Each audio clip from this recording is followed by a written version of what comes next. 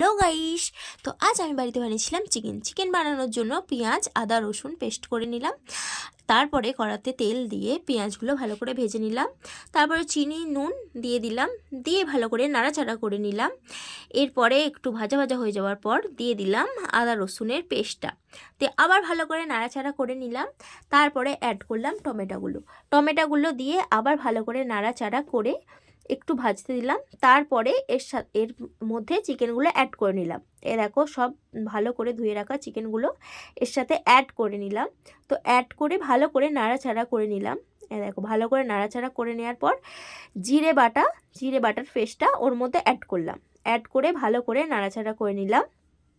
তারপরে এখানে হলুদ আর লঙ্কা গুঁড়ো জলে মিক্সড করে ওখানে মিক্সড করে নিলাম। দেখো মিক্সড করে ভালো করে নাড়াচাড়া করে নিলাম। দেখো ফোটার পর ভেজে রাখা আলুগুলো ওর সাথে অ্যাড করে নিলাম। অ্যাড করে ভালো করে নাড়াচাড়া করে নিলাম। দেখো ভালোভাবে ফুটে যাওয়ার পর জল দিতে দিতে হালকা জল দিয়ে দিয়ে কষতে কষতে ভালো করে নাড়াচাড়া করে নিলাম। দেখো তৈরি হয়ে গেল আমার চিকেন। দেখো কত সুন্দর।